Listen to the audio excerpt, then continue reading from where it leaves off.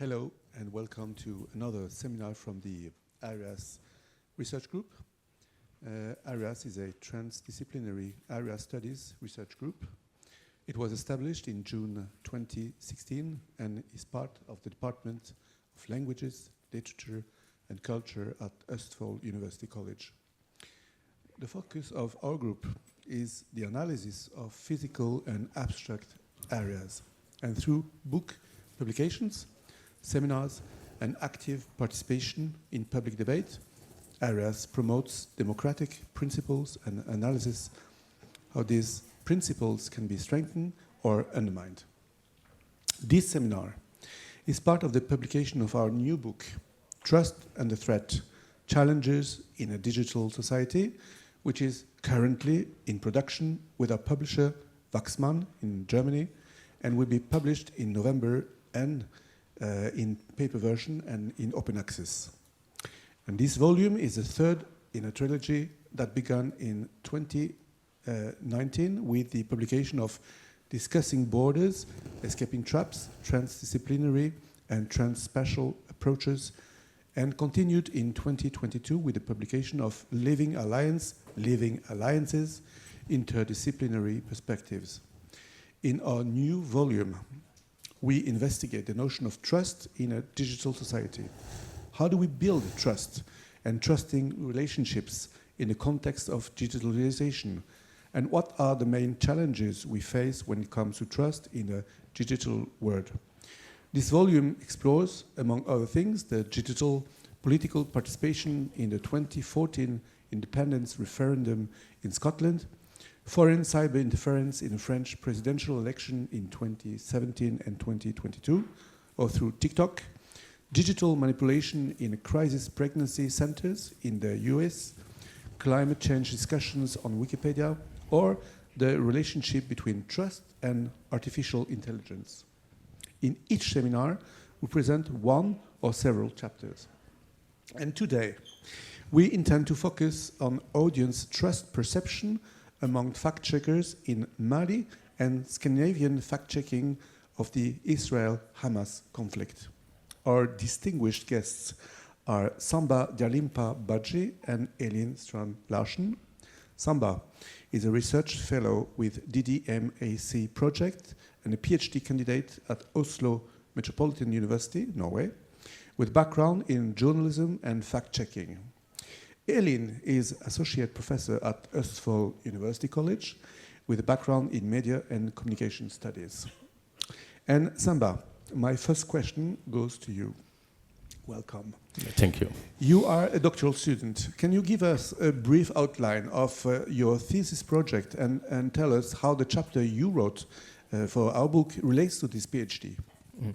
Okay, thank you very much, Frank. My PhD project is a part of a wider project called Dialimpa, Decoding Digital Media in African Region of Conflict, and focused on Ethiopia and Mali. So the whole idea of the project is understanding how digital media impact conflict, and also how the use of digital media can also play a role in mediating conflict. The focus of my personal project within that, the wider project, is on disinformation and fact-checking in the two countries. So definitely the chapter I wrote for this book is in line in my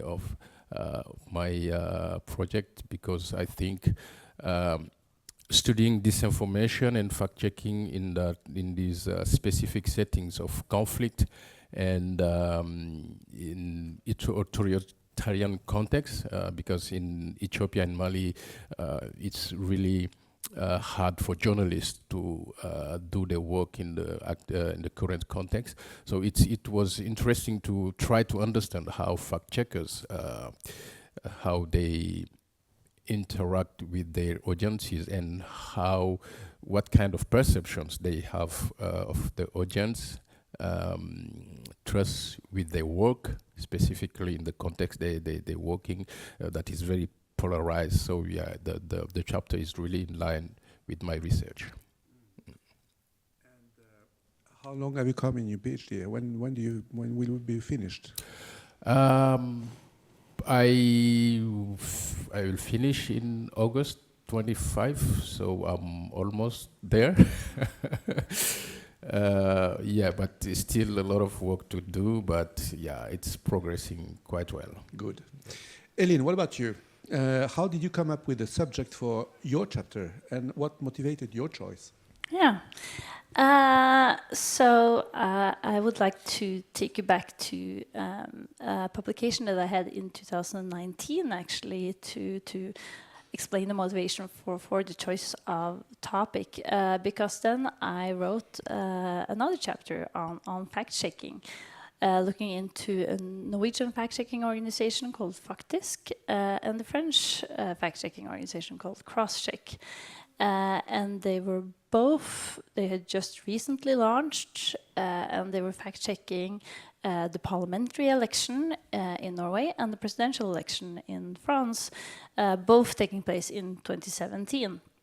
And going through all of the fact checks, and just on a side note here, for those of you who are not familiar with fact checking, it's sort of a journalistic way of working, but instead of doing looking into the sources and looking into the facts of a story before you publish, fact checking is actually looking into facts after something's published and looking into claims from politicians or things circulating online that might or might not be true or based on facts. So looking into these two fact-checking organizations, I saw that while the Norwegian fact-checker very much focused on the claims of politicians, Crosscheck looked more into viral stories and online hoaxes that was circulating, especially in social media. Moving up until this chapter, I really wanted to, as I mentioned, they just recently launched when I studied these two fact-checking organizations. Now I wanted to see how fact-checking has evolved, and it certainly has evolved. So it's evolved from looking very primarily on national issues and especially political, elections, to looking into other global issues and also looking at war and conflicts especially. And then you had October 7th, and you had a horrible attack from Hamas on Israel, killing 1,400 was killed, 240 hostages, and then Israel declaring war on Hamas, and now we have, I think, at least over 40,000 dead Palestinians.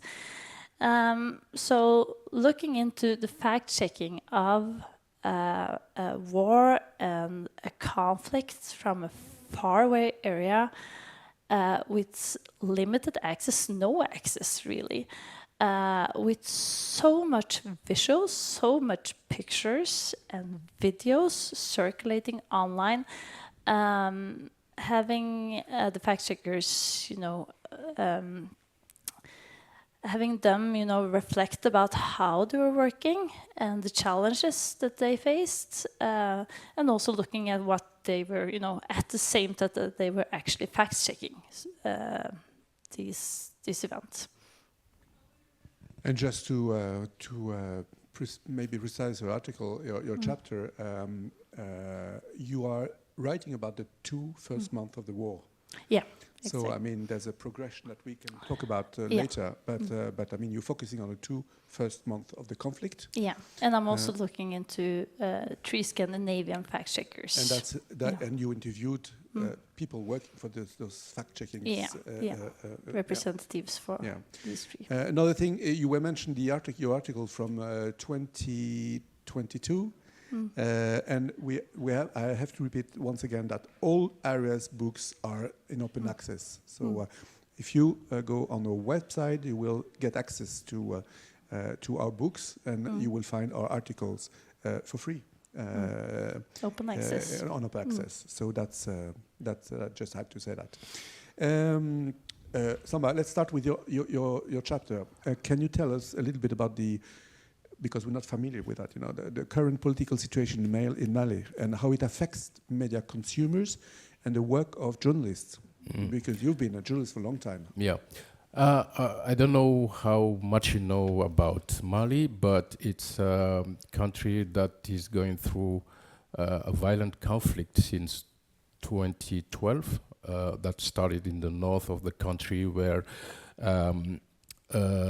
Tuareg rebellion group started fighting the national government because they wanted the independence of that area that they call Azawad, but it's the north with the three regions, Gao, Tombouctou, and Kidal. And then the rebellion became a jihadist insurgency, so some jihadist group have occupied this part of the country for almost 1 year, and there was the French military intervention to kick them out, and after that there was a UN mission coming to the country. So it was, and after that, this crisis became also an inter-community conflict because there was some ethnic group fighting each other in the country. And then in 2020, there was a military coup, and the military says the power in the country. And since then, since 2020, there is a very crackdown on free speech, press freedom, and the media are evolving in that hostile environment. It's very, very difficult for journalists to work. Some journalists have been arrested, others have been also killed or abducted by jihadist groups. And some media houses have been suspended. For example, all the French media, RFI, France 24, Le Monde, and Jeune Afrique, they have been suspended in the country. That's because the French are not especially popular. They are not popular. And the new government, the military government, has a very is contesting the French presence and they almost cut all the diplomatic relations with France. So kicking out the French media is also in line of that strategy. But even the local media in the country, they are in a very bad situation, because when you report something that the military dislike, you may end up being arrested. So it is in that environment where the organization involved in fact-checking activities are doing. And I was somehow interested in understanding how, in that context, they are able to do their work as fact-checkers, because in a certain degree, fact-checking is also a sort of accountability journalism. So how can you make an authoritarian government accountable?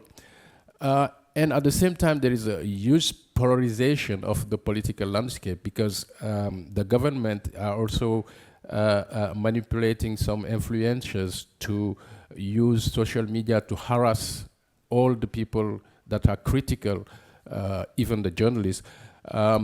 So it was really interesting to see in that environment how fact-checkers can be trusted when they are debunking false information. Yeah. Could you say a few words about the evolution of media consumers between 2012 2012, the beginning of the instability, and up to now? I mean, do you see any evolution towards more polarization, towards more critical behavior towards mainstream media? What have you seen? Yeah, I mean, definitely. With the crisis and also how more people are having access to social media, the legacy media, I would say the legacy media's hegemony in producing and disseminating information is really challenged by new actors. For example, in Mali, there are some influencers, they are called video men.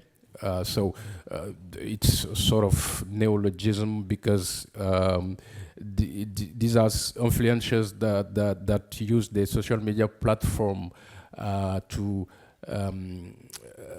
like, for example, they can use their Facebook account to do live video and comment on everything. And some of them are very, very popular. They have around 100,000 followers on Facebook and doing these videos. And what are the ties to the government? So many of them were really critical toward against the government when there was a civilian government at the time. But now with the military, those who are critical prefer not to talk because they may be arrested. And yeah, there is this story with one lady, she's really, really also influential on TikTok, and she did a video where she was very critical against the government, saying that, okay, you seized the power with force and saying that you will change everything, but we see that our life is becoming worse. And she has been arrested and sentenced for 1 year in prison. I think she's still in prison until now. But what they do is like, so when those influencers are critical, they may be arrested. But there are other influencers who are supporting the government and attacking all the voices that are critical. So they have, they are free to do whatever they want, as far as they are not critiquing the government. And it is in that context where, for example, when a journalist would write something that is critical against the government, it would be attacked by those video men and really in really violent way, and sometimes it's ended with very dramatic consequences. I know someone that I have interviewed for my project. Is a blogger and fact checker, well-known journalist in Mali. He finally decided to go in exile because he was threatened by video men, but also by the military. So he left to Dakar in Senegal, and after that he's now based in France. Yeah. I reacted to one of the quotes you're quoting Moller and Singh, and they argue that West Africans living in post-authoritarian democracies tend to trust state media more than private media. How do you explain that? And to what extent is this a typical, particular West African phenomenon? Because we could say about the same from many European countries. Yeah, I think there is something particular with the context in West Africa that I understand the most, and like, yeah, coming from authoritarian context and now trying to experience democracy. Yeah, Senegal is a bit different, but generally it's because people grew up with this state-owned media that are more structured than the private media. So for a long time, the only type of media that people know are the state-owned media. But I think what happened also is that with the democratization and liberalization, where private media, with the rise of private media, I think one of the reasons is that the state-owned media are more structured than the private one. So with democracy, they have also means to operate in a better way than private media. And I think there is also a matter of reach. People are used to be more exposed to the state-owned media that have a wider reach than the private media.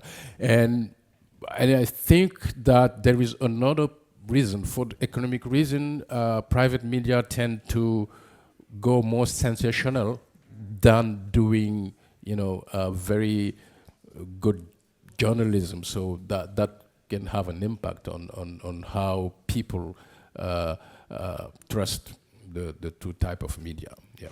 In all the studies are showing that people are turning their back to established media, going more to social media to gather or get information, and I mean the information is not checked when being on social media. That's a problem for the quality of the information. But you described and you mentioned how difficult or demanding or dangerous it is to be a fact checker in Mali, but at the same time your article is about how to build up trust to your audience, your readers, and can you elaborate a little bit on the different tools fact checkers are using to build up trust with their audience? And you mentioned at least two interesting measures. There's more. I think you list up 5-6 measures, but running WhatsApp groups and organizing training sessions. How do you engage the audience directly with this kind of means?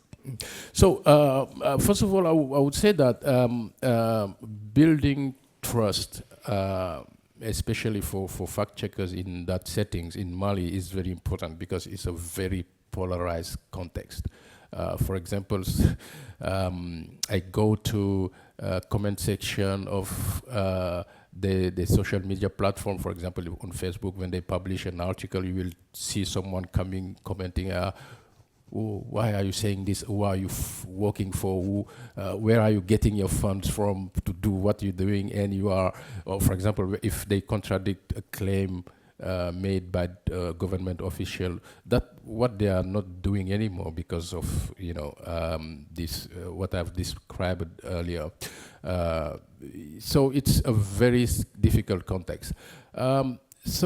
I think working with WhatsApp group is very important for them because WhatsApp is widely used in Mali. And the other thing is that it's a country where French is used as, we call it official language, but it's the language of the administration in school. But the paradox is that most of the population does not speak French.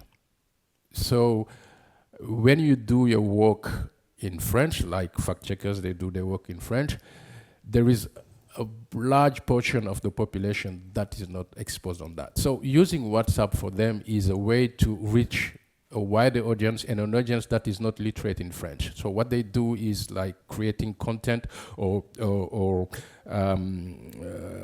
translating the content of the article in local languages and share it on WhatsApp.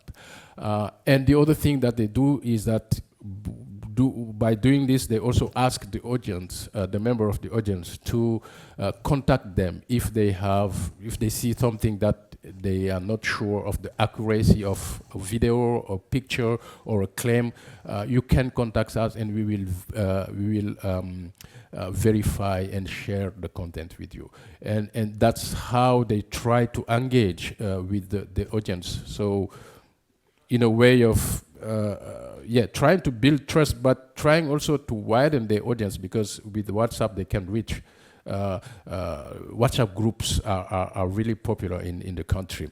The other thing is that they also running media literacy activities. So meeting communities. So for example, they can go to schools or go to remote areas, meet with people, talk with them about disinformation and how to tackle disinformation, what to do where they come across a content that they are not sure about the accuracy.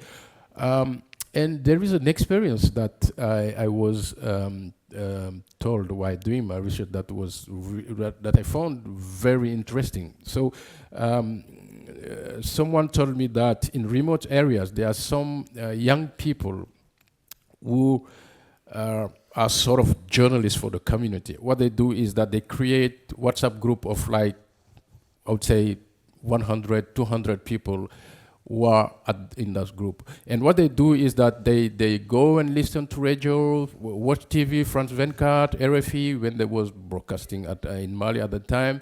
And at the end of the day, they do a summary, not just summary, and share it on the group.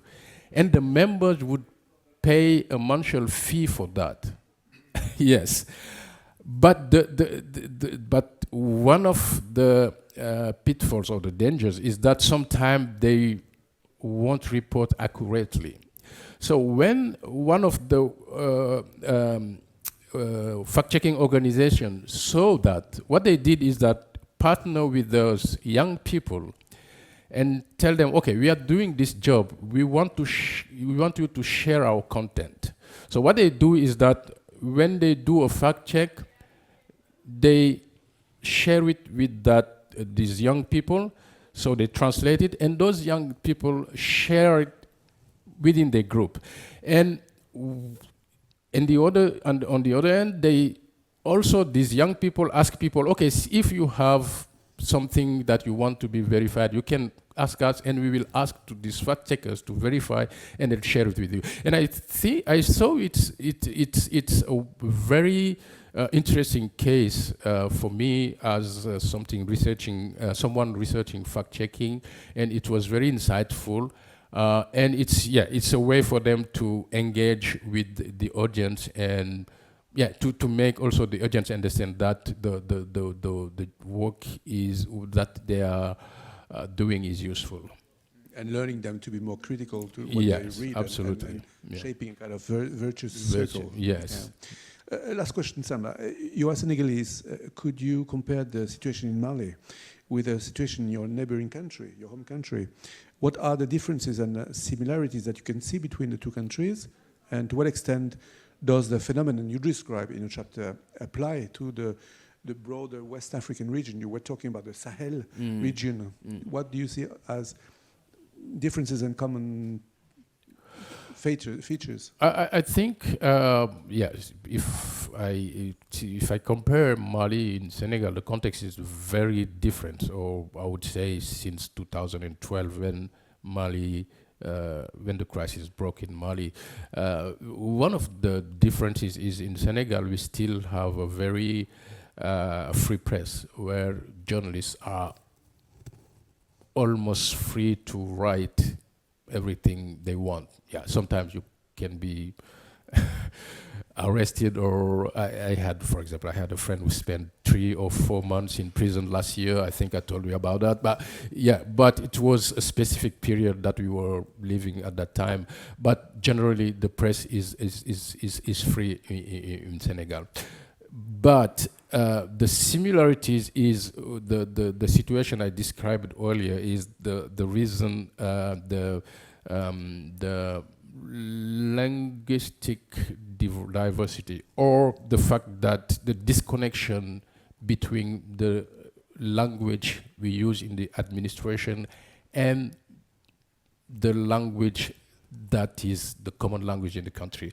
We use French, and most of Senegalese are not literate in French. So it's and as media, almost the production are in French, it's a bit complicated.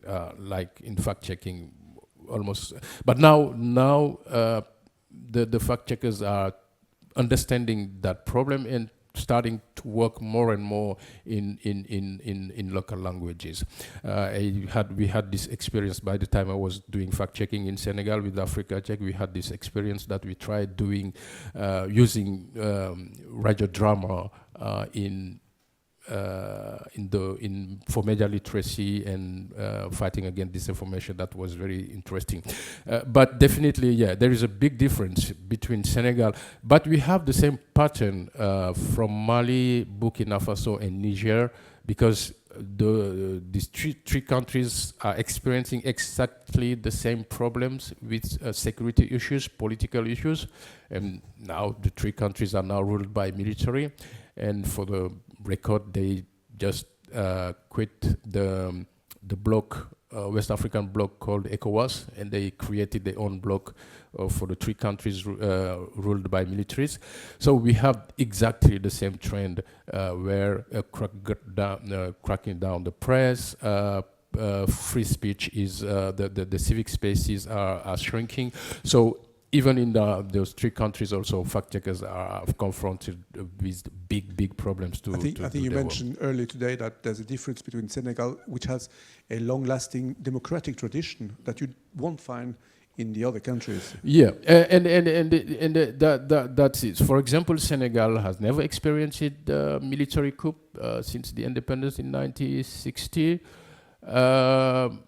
Burkina Faso have been almost ruled by militaries for many years. Mali as well.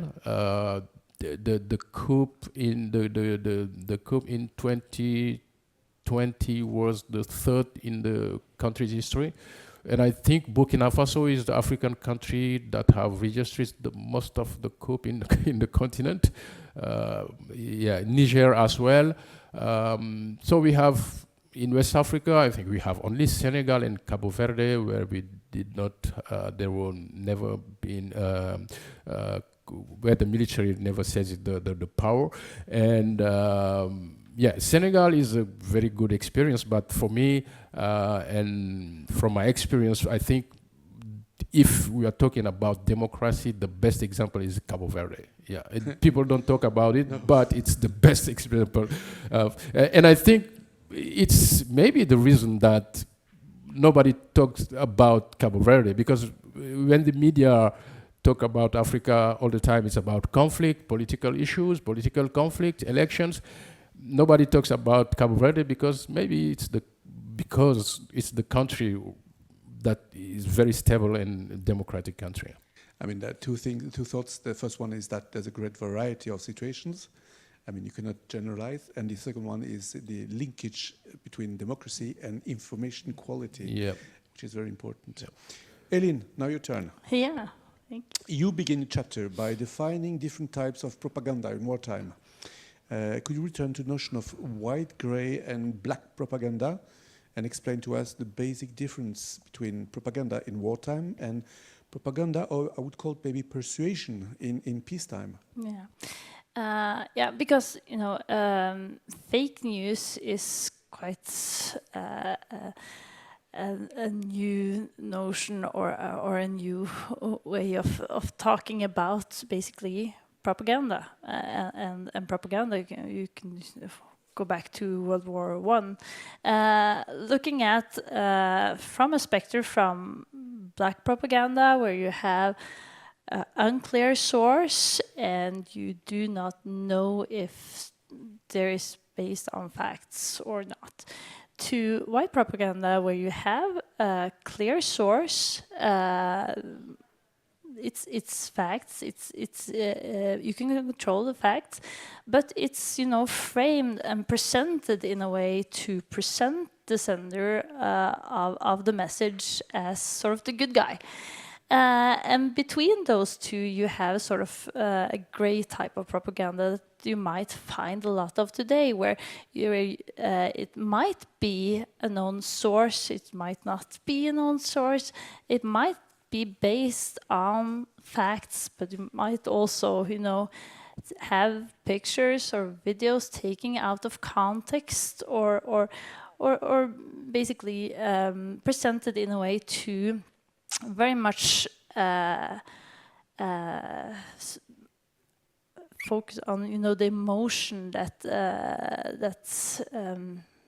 get people to share a story, and especially with pictures and videos, and it goes viral to present a certain perspective of a war or a conflict or a specific issue. So what would you say is the difference between wartime and peacetime? Is it the use of emotions and maybe very violent pictures? I mean, is that playing on our emotions, which is the difference between wartime and peacetime? Or? Yeah, I think because of in wartime and in conflict, the stakes are so high. And I remember one of the quotes from the Swedish fact checker that I talked to, and she said, people, they are sharing stories almost like a knife to their throat. They're sharing stories like their life depends on it, or their friends and family's life depends on it. And in that context, it's really not that important if what kind of context or what kind of if this is true or not, as long as it's presenting their side of the story and getting their voice across. And that's a huge problem that the fact checkers are facing when going through, especially online stories and issues that are circulating. That people are sharing stories, and we see this also not only during war and conflict, but also especially before elections, like the upcoming US elections. You see this where you have very easy to share stories that support your side of the story, support the people that you are sharing on. But in your chapter, you go as far as to suggest a 7 type of fake news, specifically for wars and territorial conflicts. So you suggest that there's only 6 types of, and you want to have a 7th one. Why do you need a new one? I think that access to war zones is not systematically a problem for journalists. I mean, you can enter some war zone, not all of them, but there's a variety of situations. What would be the main reason for adding a new type that distinguishes between peace and war? Yeah. I want to challenge you saying that it's not that hard for journalists to get access to war zone. That might be true, but historically we have had what we call embedded journalists. That means journalists following the army and getting the protection of the army that was to for be the able. Vietnam War, if I remember right. Yeah, and the Iraq War, so protection of the army to be able to go into those areas.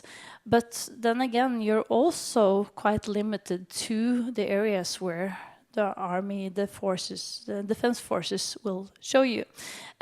So it's not that easy. But if we go to the Gaza Strip, they have no access. It's completely closed. It's Al Jazeera, if anyone that have really have access and are able to go into those areas. So it's on one side you have limited access and possibility of really being able to tell what are the facts of the story here.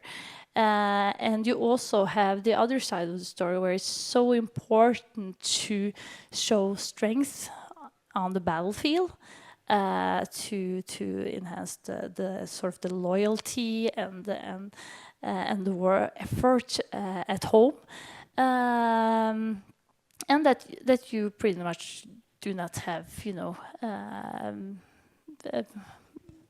have the access and the information available. That you also have situations where you can rely on local journalists, but like in Gaza, for example, you kill them afterwards. So I mean, there will be fewer of them to check the information if you need to. Yeah, and it's far away, So I've been talking to Scandinavian fact checkers, and their main struggle is that they're not fact checking a claim of a politician in Norway, Sweden, or Denmark. They are fact checking, bombings on Gaza or the Hamas attack on an Israeli kibbutz.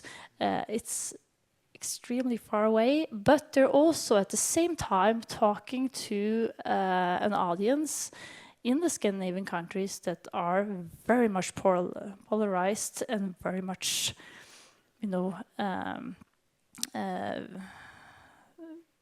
following pro-Israel and pro-Palestinians. Yeah. In your chapter, you base your article about 3 fact-checking agencies.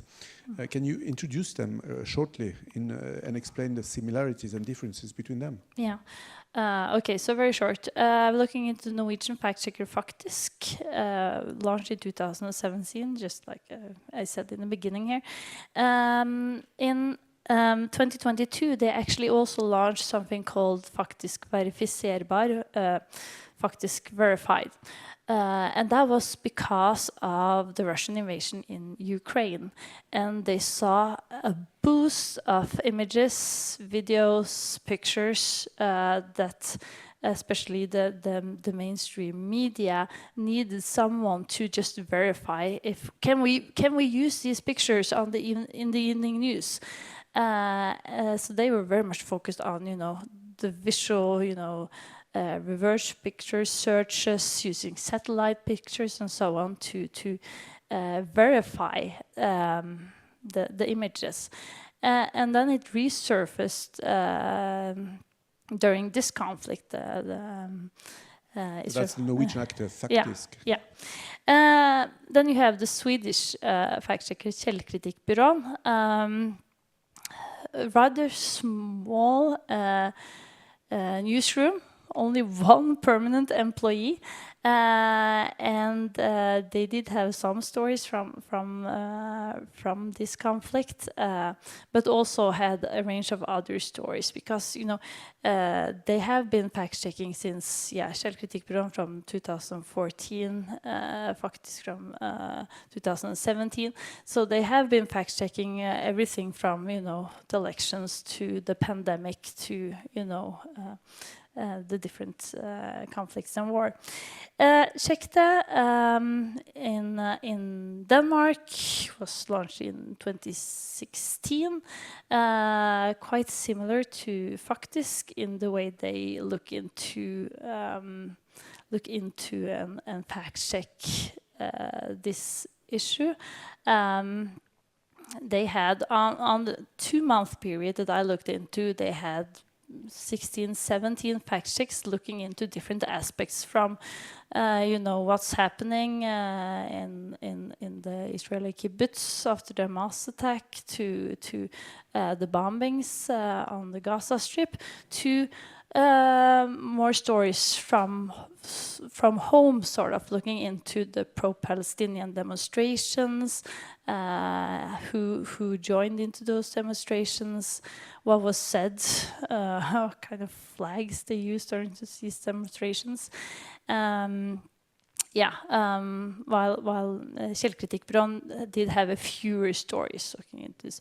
But what I really found interesting is talking to these 3 fact-checking organizations and those people and getting them to, reflect and talk about how they did fact-check. Because looking at the fact-checkers in Mali, it's a whole nother world, you know.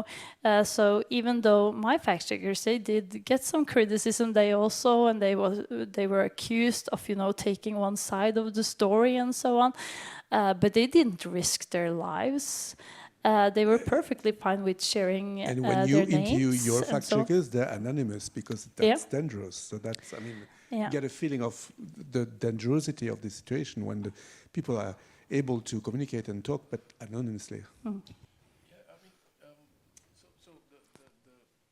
Excuse me. So I think they are not anonymous, but what they do now is they are less verifying what everything that is related to the military, the government. They leave it behind.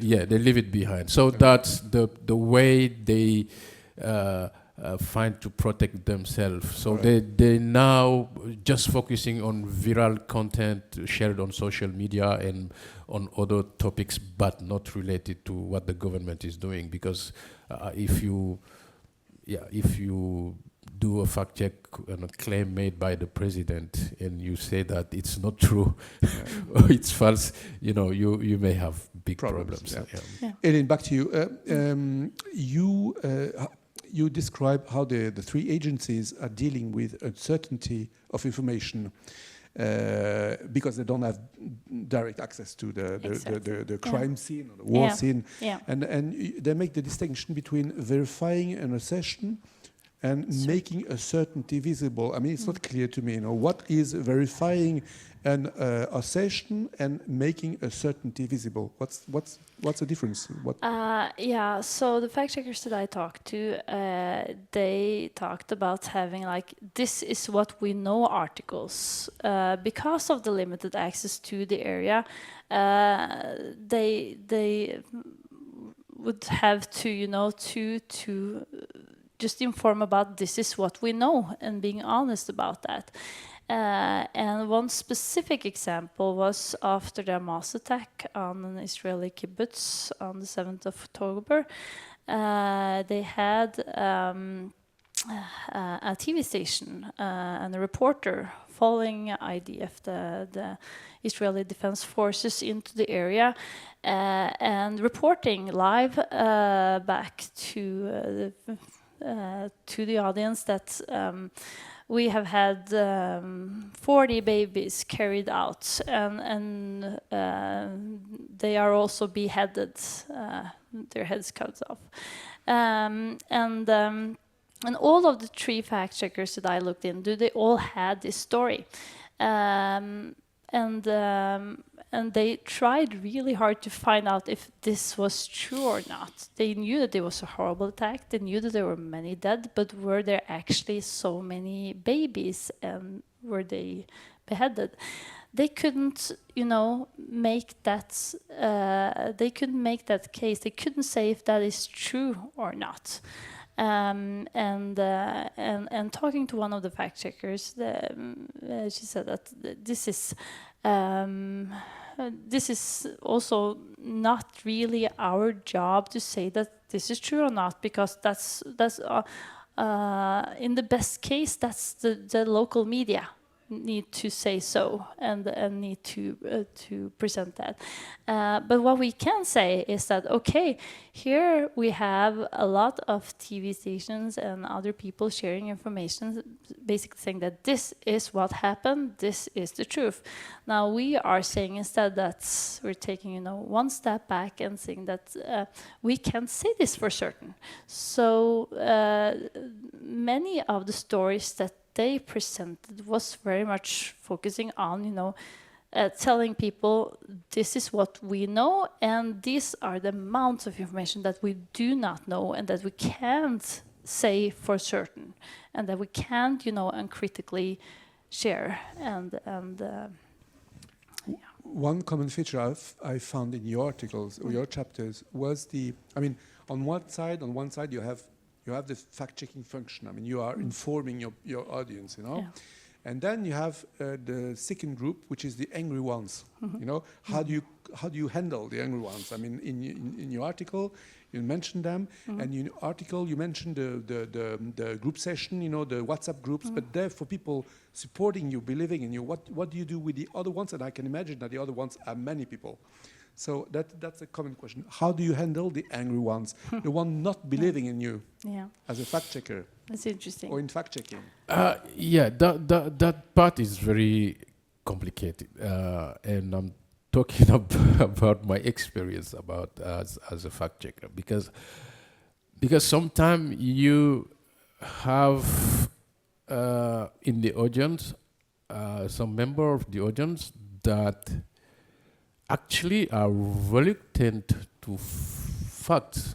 They have beliefs, and if something go against their belief, they would reject it without trying to understand, because it makes them feel uncomfortable. They are uncomfortable with facts that go against their belief, and for that part of audience, it's really, really hard to convince them. And I think at the end of the day, I'm not sure that it's, maybe it was, but it's how to say it, it's really demanding to try to convince them. I think that what the focus must be put on, you know, making sure that people who need factual and accurate information have access to it, rather than trying to change people's mind. So force them to, yes, to change their mind. that's how I see the thing. Yeah. Elin, same question to you, and an extra question to you is, okay, how do you convince the angry ones, and how do you protect the public, you know, the public opinion against the horror of war? Because you have pictures, you have movies. I mean those scenes that you can see on Twitter or X are gruesome. Yeah.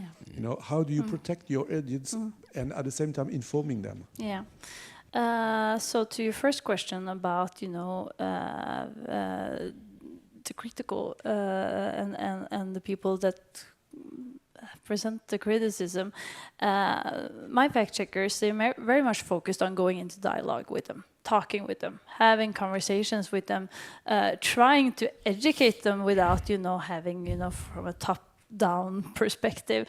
The Danish fact checker actually said that, you know, I believe in the idea of fact checking, and especially during elections and so on. But in a case like this, where it's so extremely polarized and people have really, you know, taken, you know, they have their opinion and they stick to it. And he actually argued for, like, is it really necessary to fact check, you know, stories in such a polarized conflict? And we keep talking about that. And then he arrived at sort of a conclusion that, yeah, okay, so we do fact check, but it's not necessarily to convince the people that have already, you know, made a choice. We are doing fact checking primarily for the media, the mainstream media, the media outlets, because they can also, because they have limited time, they are very eager to, you know, publish information, so they can run away with some half-truth about what's really going on. So if we could at least fact check and talk to them and convince them about, you know, what we can and cannot say about this conflict, then we have at least made some kind of difference. instead of trying to convince someone who is already, very certain about their belief to believe in something else. What about the other part that means showing and protecting at the same time? Showing truth, but protecting at the same time. Because they are part of fact-checking networks and organizations, they're obligated to show their documentations and show how they do the fact-checking process and being, presenting what they're doing and how they arrived at their conclusions. That also means especially linking to pages, photos, videos with dead people, with especially dead children. You had fact checkers talking about, counting body parts. So it's really, really horrible pictures from this conflict and from this war, like any war. So they had these warnings, especially at the top of the fact-checking articles, warning the audience that, okay, in this fact check, we will be linking and we will be sharing pictures and videos to confirm what we have arrived at, confirm our conclusions. And then it's up to you if you decide to, follow and watch those pictures and watch those videos.